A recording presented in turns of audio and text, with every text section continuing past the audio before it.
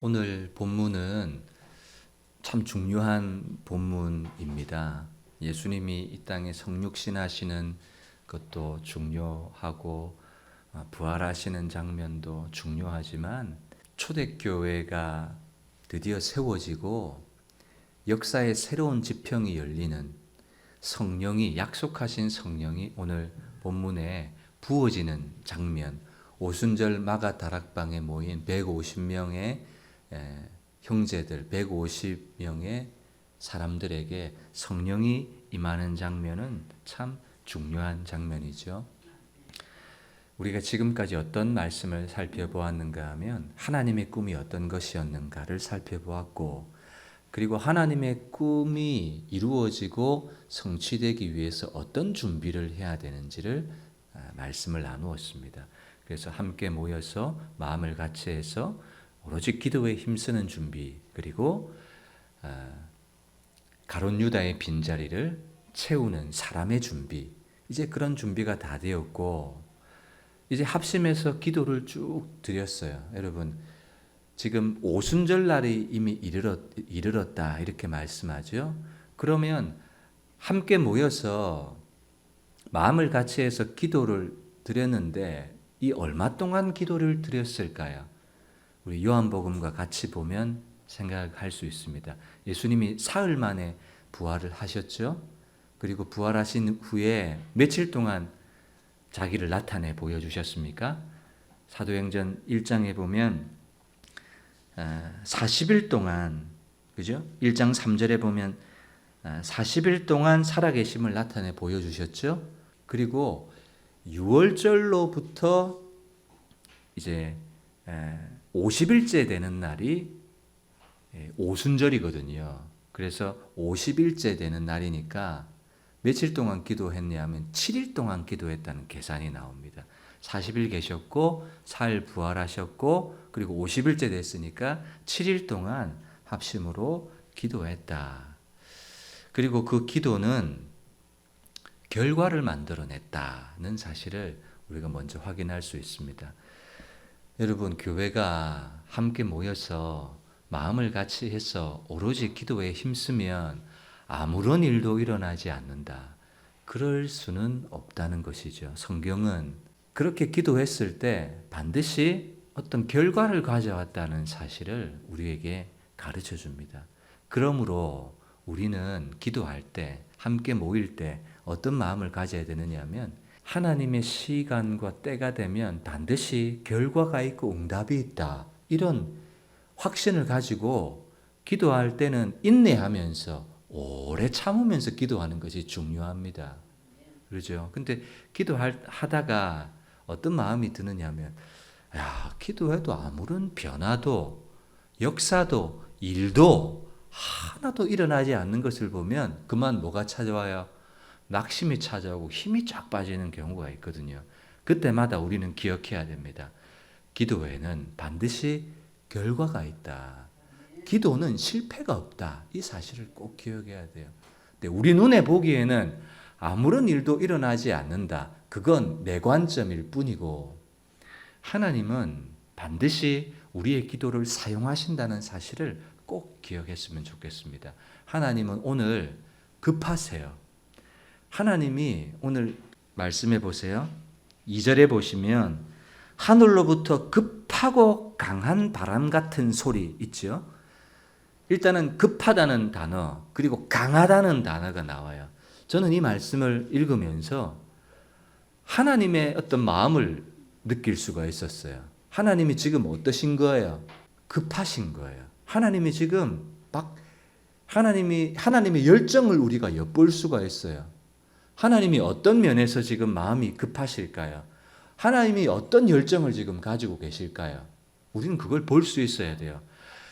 성령의 임하심과 성령의 역사가 나타나는데 잔잔하게 아무도 모르게 은밀하게 임하는 것이 아니라 그냥 강력하게 모든 사람이 알고 보고 느낄 수 있도록 강력하게 임하시는 거예요. 그래서 급하고 강한 바람같이 보여주시는 거예요. 왜 급하고 강한가 하면 지금 여러분 초대교회가 지금 탄생하고 있는 거예요. 새로운 역사의 지평이 열리는 장면이에요. 그죠? 그런 문이 열리는데 하나님이 얼마나 급하셨던지 급하고 강한 바람 같은 소리로 모인 무리들에게 나타내 보여주시는 것을 볼 수가 있습니다. 하나님의 꿈이 실현되는 장면이잖아요. 복음이 온 천하 만민에게 흘러 들어가는 뭘 통해서? 교회를 통해서, 믿는 사람들을 통해서 땅끝까지 내 증인이 되게 하는 이 문이 드디어 첫걸음을 딱 내딛는데 하나님 얼마나 급하셨던지, 하나님 얼마나 마음이 뜨거우셨던지 급하고 강한 바람 같은 소리로 문을 열어 놓고 있는 모습을 볼 수가 있죠. 그죠? 여러분, 이것이 성경 이면에 숨어 있는 하나님의 모습이에요. 하나님의 마음이에요. 잔잔하게 임하시지 않잖아요. 아무도 모르게 임하시지 않잖아요. 각국에 흩어져 있는 디아스포라 유대인들이 다 뭐 할 수 있도록, 보고 듣고 찾아올 수 있도록 그렇게 분명하고 명확하게 하나님이 지금 이 역사의 문을 열어가시고 있는 모습을 우리가 먼저 볼 수가 있습니다. 그래서 불의 혀처럼 갈라지는 것들이 그에게 보였습니다. 자, 오늘 이 성경의 단어들을 한번 잘 보세요.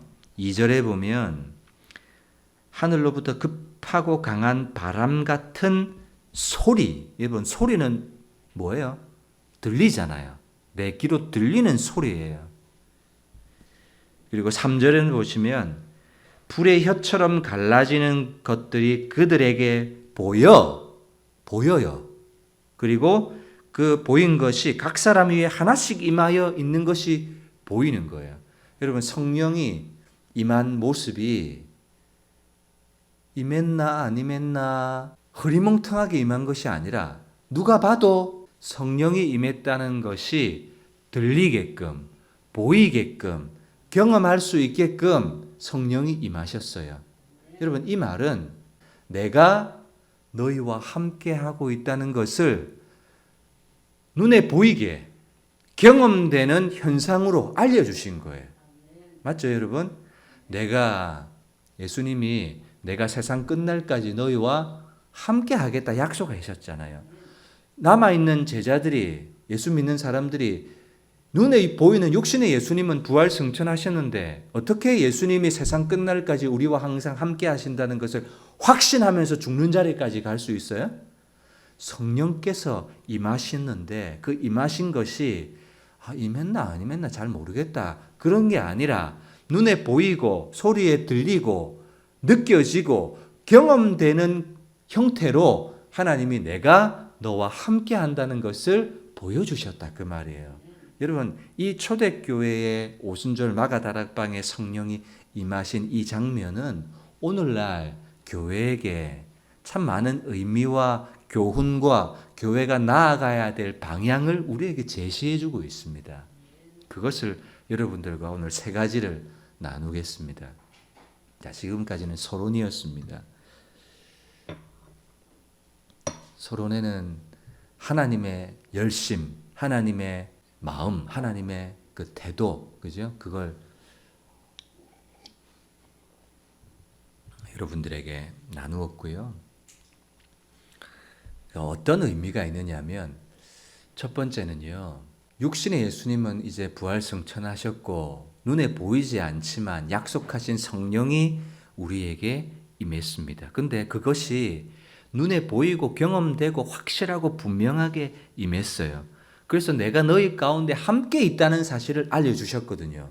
그러니까 교회는 어떤 곳이냐? 성령이 내가 너희와 함께 하고 있다. 그거잖아요. 그러면 교회는 어떤 곳이에요?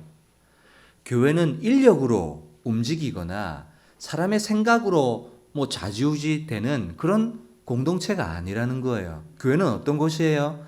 내가 너희와 함께 있다. 함께 있는 성령이 교회를 이끌어 가신다 그 말이에요. 성령은 교회의 통치자이십니다. 그 말은 예수가 교회의 머리라는 말과 똑같아요. 왜냐하면 성령은 예수의 영이거든요. 성령은 하나님의 신이거든요. 하나님의 영이거든요. 그러므로 교회는 사람의 생각이, 사람의 뜻이, 목사의 의도가 관철되는 곳이 아니라 내가 너희와 함께 하겠다고 약속하신 성령, 하나님의 영, 하나님의 신이 교회를 이끌어간다 그 말이에요. 교회는 인력으로 움직이는 곳이 아닙니다. 교회는 반드시 성령을 따라서 움직이고 운영되는 곳이라는 것을 저와 여러분들이 반드시 기억해야 됩니다. 여러분, 우리 교회는요, 사람이 작습니다. 그렇죠? 그러나 그 작은 것은 약점이나 문제가 아니에요. 정말 큰 문제가 있다면 성령의 지배와 통치를 받지 못하는 육신에 속한 사람이 있다는 것이 약점일 뿐입니다. 여러분 꼭 그걸 이해를 하셔야 됩니다. 우리 교회는 사람이 작아. 그래서 약해. 그러면 안 된다는 거예요.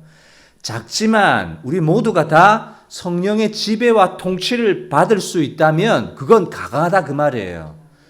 외적으로 여러분 지난주에 설교 사람은 외모를 중요시 여겨요. 숫자를 중요시 여겨요. 가지고 있는 외적인 힘을 중요시 여기지만 하나님을 뭘 중요시 여기세요? 마음을 중요하게 여긴다 말씀드렸잖아요. 사람은 외모를 보거니와 나 여호와는 중심을 보느니라. 우리의 중심이 각각 어떠해야 된다는 거예요. 육신에 속한 성령의 지배와 다스림을 받지 못하는 것이 가장 큰 교회의 약점이고 교회를 어렵게 한다는 사실을 꼭 기억하셔야 됩니다. 여러분 그것이 우리 교회의 가장 큰 필요라고 할 수 있습니다. 사람이 많기는 한데 육신에 속한 사람이 많아요. 그러면 그 교회는 더 혼란스럽고 어려움에 빠지는 거예요. 교회가 소망이 있을 때는요, 어떨 땐가 하면 돈이 많은 사람이 교회 성도로 있다. 그게 아니에요. 직장이 어떤 튼튼한 사람이 많다. 그런 교회도 아니에요. 여러분 성경을 한번 찾아볼까요? 먼저 로마서, 아까 제가 기도할 때 말씀드렸던 로마서 8장 5절, 육신을 따르는 자, 이 사람이 있고 영을 따르는 자, 이 사람이 있어요. 근데 이 두 사람은 생각이 달라요. 그래서 하나가 될 수가 없어요. 왜냐하면 생각이 달라요. 그 말은 입장이 다르다 그 말이에요. 처해진 형편이 달라요. 그래서 뭐만 생각해요? 자기 위주의 생각을 한다 그 말이에요. 근데 영을 따르는 자는 어떤 생각을 해요? 내가 보기에는 내 입장에서는 그렇지만 성령이 원하시는 생각을 내가 품으니까 내 생각은 버려도 되겠네. 이런 생각을 하게 된다는 거예요. 그래서 영을 따르는 사람은 뭐가 돼요? 하나가 될 수 있는 거예요. 육신을 따르는 사람과 영을 따르는 사람은 하나가 될 수가 없어요. 육신의 생각은 하나님과 원수가 돼요. 그래서 교회의 가장 큰 적은요, 육신을 따르는 사람들이 있을 때 교회는 위험해요. 교회는 흔들리게 되고 교회는 갈등이 찾아오게 돼요. 정말 여러분 우리 교회에 필요한 것은요, 여기 계신 분들이 영을 따르는 사람들이 되셔야만 합니다. 주님의 이름으로 축복하고 축원드립니다. 그것이 우리 교회의 가장 큰 필요입니다. 필요. 또 한 구절 찾아볼까요? 고린도전서 3장을 한번 보세요. 고린도전서 3장. 고린도 교회는요, 문제가 많았어요. 파당이 생기고 분열이 생겼고, 나는 아볼로 파다, 나는 베드로 파다, 아니다, 나는 예수 파다, 이런 갈등이 생겼습니다. 그 이유가 뭔가 하면 고린도 교회 안에 세 종류의 사람이 있었어요. 세 종류의 사람. 자, 첫 번째 사람은 2장 14절에 보면 육에 속한 사람이 나와요. 육에 속한 사람은 하나님의 성령의 일들을 받을 수가 없어요. 그러니까 육에 속한 사람은 자연인 이 말이에요. 자연인, 예수를 믿지 않는 자연인. 교회 안에 어떤 사람이 있어요? 육에 속한 사람이 있더라 그 말이에요. 예수님을 믿지 않는 사람, 자기 유익과 이익을 따라 교회 나온 사람이 있더라 그 말이에요. 그런데 또 한 사람이 있는데 3장 1절에 보면 내가 신령한 자들을 대함과 같이 너에게 말할 수 없어서 육신에 속한 자가 있어요. 육신에 속한 자. 자, 첫 번째는 육에 속한 자연인이라고 했죠. 두 번째는 육신에 속한 사람이 있어요. 이 사람은 어떤 사람이에요? 영적인 어린아이란 말이에요. 예수님을 믿고 구원을 받았는데 아직 성령으로 충만함과 다스림과 지배를 통치를 받지 못하는 사람. 아셨죠? 그 사람이 육신에 속한 사람. 근데 또 한 사람이 있는 거예요. 그 사람은 신령한 사람. 3장 1절에도 나와 있고 2장 15절에도 나와 있어요. 그러니까 고린도 교회 안에는 육에 속한 사람도 있고 육신에 속한 사람도 있고 신령한 사람, 다른 말로 영에 속한 사람이 있더라 그 말이에요. 이 세 종류의 사람이 있는데 육에 속한 사람과 육신에 속한 사람이 많아지니까 교회가 갈등이 일어나고 속된 말로 교회가 개판이 된다 그 말이에요. 그러니까 교회는 사람이 많은 것이 중요한 것이 아니라 어떤 사람, 신령한 사람, 영에 속한 사람이 많아질 때 교회는 소망이 있게 되고 일어나게 되고 세워지게 된다. 그 말을 하는 거예요. 교회는요, 어떤 교회든 문제가 있고 갈등이 있고 다툼이 있을 수밖에 없어요. 왜냐하면 교회는 병원이기 때문에. 교회는 완전한 사람들이 모인 곳이 아닙니다. 우리는 입맛도 성격도 다 달라요. 그래서 하나의 일이지만 사람을 딱 붙여놓으면 그 하나의 일을 함에 있어서도 몇 가지가 일이 있어요? 몇 가지 방법이 있어요? 두 사람이면 두 가지 방법이 있고 세 사람이면 세 가지 방법이 있는 거예요. 하나의 일을 맡겨뒀는데도 두 사람인데도 세 가지 길이 나오게 되고 그런 거예요. 그러니까 뭘 해야 돼요? 뭘 힘써야 돼요? 영을 따르는 내가 성령의 생각을 하기를 각자가 힘쓰는 거예요. 그러면 하나가 될 수가 있는 거예요. 교회는 인력으로 하는 것이 아닙니다. 교회는 뭘로 해요? 성령의 지배와 통치를 받는 사람들이 성령의 순종함으로 교회가 교회의 일도 하고 사역도 하고 섬김도 하고 봉사도 하고 한다 그 말이에요. 그래서 여러분 교회의 위기, 교회의 적이 뭔가 그걸 아셔야 되고 반면에 교회는 어떨 때 소망이 있는가 이걸 꼭 아셔야 돼요. 아셨죠? 자, 이거 첫 번째로 말씀을 드렸고요. 두 번째는 뭔가 하면 성령이 충만하니까 4절에 보세요. 그들이 다 성령의 충만함을 받고 이제 뭐해요? 성령이 말하게 하심을 따라 각 사람의 각 지역 방언으로 말하기를 시작해요. 지금 요 초대교회 때는요. 성령이 말하게 하심이 주였어요. 그런데 오늘날 여러분 우리 이제 현대교회 개교회 속에서는 똑같이 성령이 임하시면 말하게 하심을 따라 방언해야 됩니까? 그러지 않습니다. 오늘날 우리 초대교회는 그런 필요가 있었어요.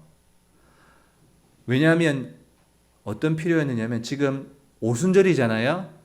유대인들은 유월절, 오순절, 초막절 이 3대 절기에는 어떤 지역에 흩어져 있는 온 세계 각지에 흩어져 있었던 오늘 본문에 15개 국가가 나오잖아요. 그 세계에 흩어졌던 사람들이 예루살렘으로 다 모여야 하는 절기였거든요. 그러니까 지금 이 각 나라 외국어 방언을 주신 이유는 그 흩어진 사람들이 다 보고 알 수 있게 하려는 의도를 가지고 언어를 주신 거예요. 그런데 오늘날 우리는요, 성령의 충만함을 받으면 어떤 일이 일어나는가 하면 오늘 말씀 보세요. 그들이 다 성령의 충만함을 받고 성령이 말하게 하심을 따라 언어를 말하기 시작했어요. 오늘날 저와 여러분들에게는요, 성령이 무엇하게 하심을 따라 무엇하게 되는 일이 일어나게 되는 거예요.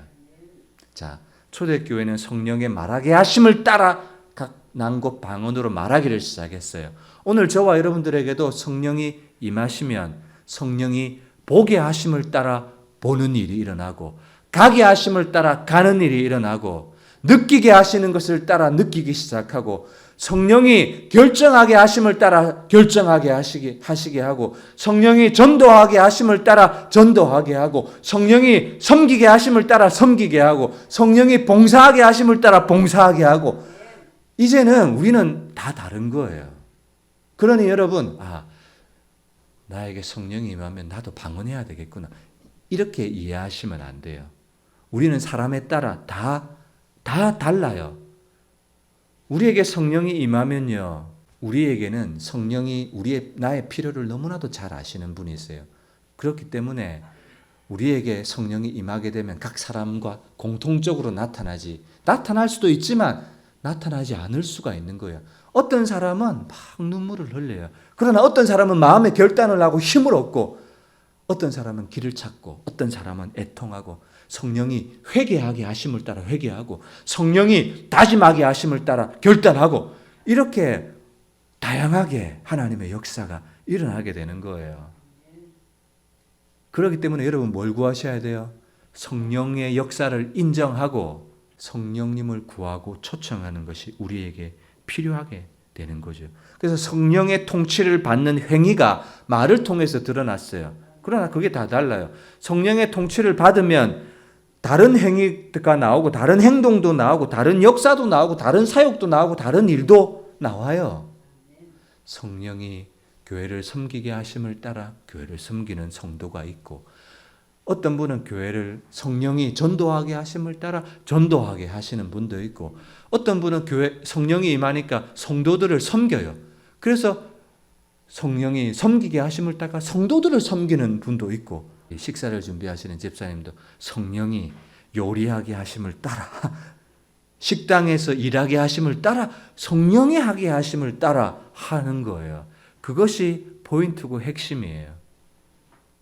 성령의 충만함을 받고 뭐 하게 하심을 따라 뭐 하시는 그런 역사들이 여러분들에게도 있으시기를 주님의 이름으로 축복합니다. 분명한 거는 보이고 들리고 느낄 수 있도록, 그죠? 바람의 소리로 불의 혀처럼 갈라지는 것들이 각 사람에게 보여 있는 것이 모인 모든 사람들이 다 경험했다, 그 말이에요. 그래서 성령의 지배와 통치를 받고 성령에 사로잡힌 사람이 되게 하여 주옵소서. 오늘 이런 기도가 저와 여러분들에게 있어야 할 것입니다. 그리고 세 번째, 지금 이 모인 사람들에게는 외국어 방언이었어요. 왜 외국어 방언이었는지 아까 얘기하다가 말았는데, 지금 세계 각지에서 흩어진 사람들이 모였잖아요. 그 사람들에게 성령이 임했다는 사실을 알려줄 수 있는 가장 좋은 방법은 흩어진 사람들의 그 지역의 언어들로 말하게 하는 것이 가장 효과적이었던 방법이었던 거예요. 그래서 메소포타미아, 갑바도기아, 부르기아, 아시아, 그리고 저 밑에 애굽, 여러 지역에서 난 사람들이 그곳에서 이 사람들의 성령의 충만함 받았던 것을 경험하고, 오순절이 끝나면 다 지역으로 흩어질 것 아닙니까? 그러면 흩어지면 무슨 얘기 할까요? 어떤 이야기 할까요? 성령 받았던, 자기가 경험했던, 보았던 것을 막 말할 거 아니에요. 근데 어떤 이야기를 하느냐? 자, 우리가 다 우리의 각 언어로 하나님의 큰 일을 말함을 듣는도다. 하나님의 큰 일 말함을 들었어요. 그리고 돌아가서 무엇을 얘기할까요? 저 마가 다락방에 모였던 150명의 사람들에게 성령이 임하셨던 것을 경험하면서 그들이 난곡 나라의 방언으로 막 이야기를 하기 시작하는데 하나님의 큰 일 말함을 막 들었던 거예요. 근데 하나님의 큰 일이 뭔가 하면, 여러분, 하나님의 큰 일은 뭐예요? 하나님의 구원의 사건이에요. 구원의 사건, 복음의 일이에요. 예수님께서 이 땅에 오셨고 십자가 지시고 부활하시고 승천하셨던 이 하나님의 큰 구원의 계획과 영혼 구원하는 그 일을 이 사람들이 들었던 거예요. 그래서 흩어져서 뭐 하는 거예요? 복음을 전하는 경건한 유대인들이, 흩어졌던 경건한 유대인들이 하나님의 큰 구원의, 쉽게 말하면 복음 설교를 듣고 흩어져서 복음 설교를 하더라, 그 말이죠. 그러니까 성령의 나타나심을 주신 목적이 있다면 뭐예요? 맞아요. 왜 외국어 방언으로 하나님이 성령의 나타남을 보여주셨어요? 그죠? 그 지역의 말로 복음 전하라, 그 말이에요. 그렇기 때문에 성령의 나타나심을 주신 목적은, 저와 여러분들에게 성령의 임재와 충만함을 주시는 첫 번째 목적은 복음 전파다, 그 말이에요. 우리는요, 저도 청년 때 그랬어요. 성령님 제게 임해 주셔서 저의 진로를 인도해 주세요. 제가 어디로 가야 될까요? 어떤 대학을 가야 될까요? 저 그렇게 기도했거든요. 성령님, 저에게 임해 주셔서 저의 신부감을 한눈에 알아보게 해 주세요. 어떤 여자인지. 그러니까 이 성령의 주심을 꼭 어떻게 내가 이용하든가 하면 내 인생의 유익이나 내 삶의 유익을 위해서, 내 개인의 유익을 위해서 먼저 이용하려고 하는 생각이 내 머릿속에 있더라 그 말이에요. 성령님 내게 임해 주셔서 내 육신의 병을 치료해. 물론 그것도 있어요. 맞죠? 없는 게 아니에요. 그런데 지금 말씀드리고 싶은 것은 1차적인 목표가 뭔가 하는 거예요. 성령은 다양한 역사를 우리에게 이루세요. 예수 믿는 자에게 내가 하나님의 자녀라는 사실을 확신시켜 주시고, 내 인생이 어디로 가야 될지 길을 보여주시고, 내가 어떤 전공으로 대학을 선택해야 될지, 어떤 남자 여자를 선택해야 될지 성령은 알려주신다고요. 그러나 성령이 초대교회에 1차적으로 임하셨던 가장 근본적인 1차적인 목표는 복음 전파였다라는 거예요. 그러므로 저와 여러분들이 오늘도 날마다 성령을 구해야 될 텐데 어떤 목표를 가지고 구해야 될까 그 말이죠. 물론 우리는 인생의 길도 성령의 음성으로 보아야 되고 뜻도 분별을 해야 되고 나아가야 될 방향도 보아야 됩니다. 여러분의 인생이 그렇게 열려지시기를 주님의 이름으로 축복합니다. 그러나 함께 한 몸으로 모인 교회 공동체가 여러분 무엇을 결정하고 선택하잖아요. 그러면 그 결정과 선택에 가장 중요하게 고려해야 될 사항이 있다면 뭘까요? 맞아요. 이 결정과 이 선택이 복음 전파와 영혼 구원에 유익한가 안 한가를 우선적으로 고려해야 된다 그 말이에요. 자, 쉬운 예로요. 우리가 지금 목장 모임을 시작합니다. 모임의 장소를 제가 원칙은 각 가정이다라고 말씀을 드렸어요. 왜 그래요? 여러분 교회에 모이면 뭐 하자는 거예요? 우리끼리 콩짝콩짝하고 잘 지내자 그 말이에요. 그죠? 근데 가정에서 모이면 이웃집 사람들도 가정에 차 한잔하러 오세요. 그리고 전도 대상자들을 교회로 초청하려면 그 사람들이 부담을 가질 수 있기 때문에 가정으로 초청. 그러니까 왜 가정으로 해야 되느냐? 복음 전파에 초점을 맞춘 선택과 결정을 교회가 하는 거예요. 목장 모임뿐 아니라 교회의 재정을 쓰는 문제라든지 영혼을 섬기는 문제라든지 다 영혼을 구원하고 복음 전파에 유익이 되느냐 그런 생각을 먼저 하는 것이죠. 우리끼리 그냥 잘 먹고 쿵짝쿵짝 잘하자. 그러려면 어떤 설교를 사도행전 설교를 꼭 안 해도 되죠. 그죠? 그냥 뭐 해야 돼요? 교회 생활이나 어떻게 관계를 잘 맺을 수 있느냐, 기도하는 방법이나 말씀의 은혜를 받는 방법, 뭐 이런 것들 설교하죠. 근데 교회라는 공동체가 존재하는 목적이 뭐예요? 모인 사람들끼리 잘 먹고 쿵짝쿵짝 잘해서 그 사람들 전부 다 천국 가라. 이게 아니잖아요. 교회의 존재 목적은 마태복음 28장 너희는 가서 모든 민족을 제자로 삼아 아버지와 아들과 성령의 이름으로 침례를 베풀고 내가 너희에게 분부한 모든 것을 가르쳐 지키게 하라. 거기에 교회의 존재 목적이 있는 것이고 너희는 오직 성령이 너희에게 임하시면 너희가 권능을 받고 예루살렘과 온 유대와 사마리아와 땅끝까지 이르러 내 증인이 되라. 이것 때문에 교회 공동체를 세우셨다면 성령을 주신 첫 번째 1차적인 목표도 전도와 영혼 구원에 초점을 가져야 된다는 사실 반드시 기억했으면 좋겠습니다. 사단의 나라를 하나님의 나라로 바꾸어야 돼요. 사탄에 쏘가서 일평생 죽기를 무서워함으로 죄의 종로로 타는 그들을 이끌어내야 되는데 이것이 어떻게 가능해요? 성령의 충만함을 받지 않고는 불가능하기 때문에 성령의 충만함을 허락해 주셨다 그 말이에요. 이 세상 사람들이 자기 지혜로 이 십자가에 못 박히신 그리스도를 알지를 못해요. 하나님을 알 수가 없어요. 고린도전서 1장 2절의 말씀에 보면 화면 띄워주세요. 고린도전서 1장 21절 하나님의 지혜에 있어서는 이 말은 예수 그리스도의 십자가의 죽음과 부활에 대한 이 복음을 받아들이고 구원을 얻게 하는 이 하나님의 지혜에 있어서는 이 세상 사람들이 자기 지혜와 교육 수준으로는 하나님의 지혜를 알지 못해요. 구원의 길을 알지 못해서. 하나님께서는 어떤 방법을 쓰셨느냐? 전도에 미련한 방법을 쓰셨어요. 여러분, 전도라는 방법이 지혜로워요, 미련해요? 미련하다 하잖아요, 성경에. 전도에 미련한 것으로. 전도는 진짜 미련해요. 뭐 전도의 물품을 싸가지고 어디로 나가요? 그냥 알 수 없는 곳으로 가요. 어떤 사람이 있는지 모르는 곳으로 가요. 그리고 만나자마자 뭐 해요? 뭐 일면식도 없는 사람에게 하나님은 당신을 사랑하십니다. 뭐 그러고 예수 믿으세요. 그러고 반응이 어때요? 그 사람들이 아이고 참 좋은 일 하시네요. 그런 사람 만나본 적이 없어요. 요 정통 장류시장 가가지고 그러면요 사람들이 좀 멀쩡하게 생겨가지고 그래요. 아래로 싹 훑어보고 택시기사 줄을 딱 서놓고 있잖아요. 저 가면 그래서 똑똑똑 이렇게 하면 한번 쑥 보고 창문을 쑥 내려야 될 텐데 창문을 쑥 꽉 닫아버려요. 그러면 이 얼굴이 얼마나 민망한지 낯이 뜨거운지 그러면 네 수고하세요. 그러고 또 와요. 이 얼마나 지혜로운 방법이 아니에요. 지혜로운 방법 뭐예요?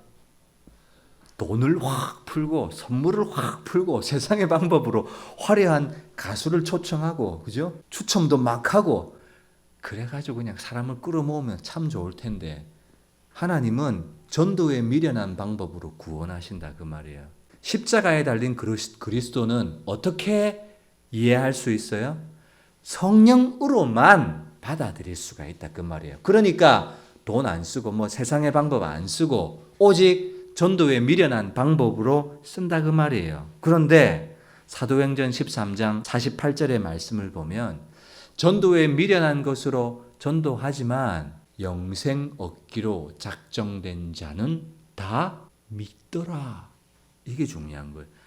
구원 얻기로 작정된 자는 하나님의 자녀로 선택된 자는 전도에 미련한 방법이지만 그 사람들은 그 전도에 미련한 방법을 통해서 교회로 나오게 되고 목장 안으로 나오게 되고 구원을 얻게 되고 하나님의 자녀 백성이 되더라.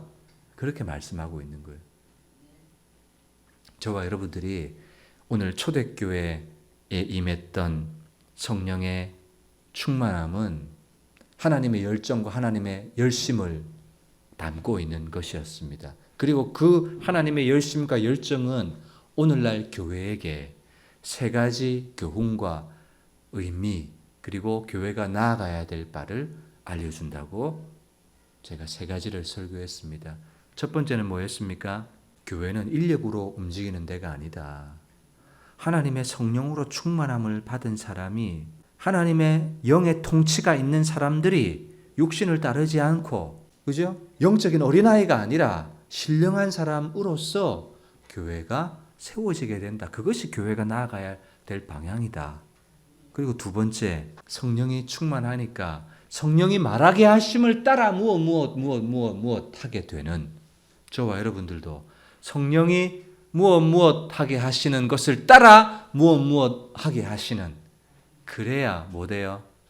하나님의 역사가 사건이 일어나게 되는 거예요. 성령이 돈 벌게 하심을 따라 돈 벌고 성령이 직장 생활 하시게 하는 것을 따라 성령이 사업하게 하시는 것을 따라 우리는 다 그게 교회가 나아가야 될 바, 성도가 나아가야 될 바, 오늘날 교회에게 주시는 의미다 그 말이에요. 세 번째는 뭐예요? 성령은 1차적으로 뭐 때문에 주셨다? 복음 전파와 영혼 구원이라는 목적 때문에 주셨다.